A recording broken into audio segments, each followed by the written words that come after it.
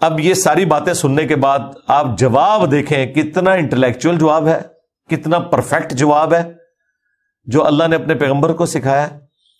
بس آپ نے یہ جواب آج بھی جو دین کا دائی اپنے اوپر لگائے گئے الزامات کے عوض یہ جواب دے سکتا ہے تو وہ سمجھ لیں نبیوں کے طریقے کے اوپر ہے.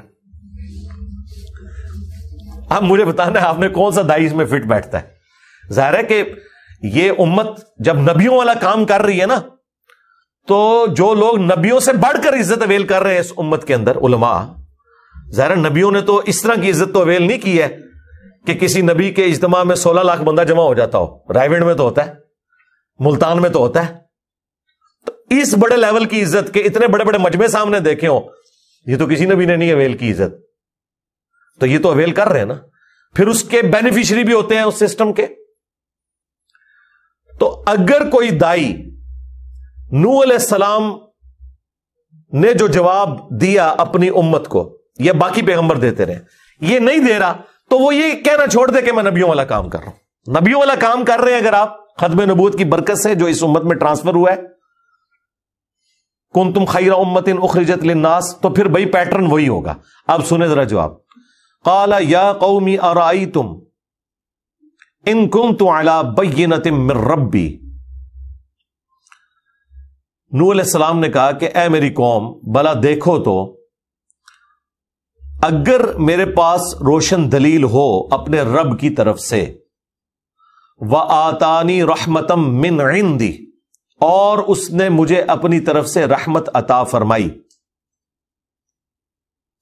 فعمیت علیکم, اور تم پر یہ چیز پوشیدہ ہے, تم اندھے بنے ہوئے ہو اس حقیقت کو دیکھتے ہوئے, انلزمکموہا وانتم لہا کارہون, تو کیا ہم زبردستی تمہیں ہدایت دے سکتے ہیں, تم پہ یہ چیز مسلط کر سکتے ہیں جسے تم ناپسند کرتے ہو.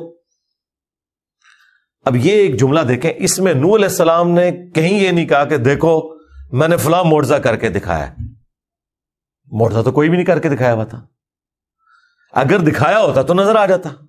وہ کیا کہہ رہے ہیں کہ میں اپنے رب کی طرف سے رحمت پہ ہوں, اللہ نے مجھے روشن دلائل دیے ہیں اس شکل میں کہ میں نے توحید کا تعارف تمہارے سامنے رکھا ہے جو اللہ تعالیٰ نے وہی نازل کی تھی, اپنے پاس سے اس نے رحمت عطا فرمائی ہے. اس کے باوجود اگر تم اندھے ہو تو ہم تمہیں زبردستی تو ہدایت نہیں دے سکتے.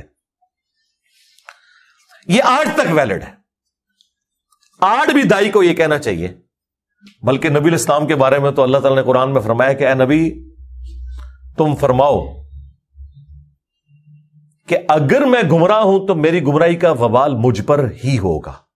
اندازہ کریں اس لیول کے اوپر, اس کے اوپر میں نے پورا مسئلہ 198 ریکارڈ کرا دیا تھا تفصیلی جب یہ آیات آئی تھی. اے نبی تم فرماؤ کہ بالفرض, یہ بالفرض تو ہم احتراماً لگا رہے ہوتے ہیں نا سمجھانے کے لیے, اگر میں گمراہ ہوں تو میری گمراہی کا وبال مجھ ہی پر ہوگا, اور اگر میں ہدایت پر ہوں تو بسبب اس کے جو اللہ نے قرآن مجھ پر وحی کیا ہے. یہ میں جو ہدایت پہ ہونے کا دعویٰ کر رہا ہوں قرآن کی وجہ سے کر رہا ہوں. اچھا, آج بھی ہمیں یہی کہنا چاہیے.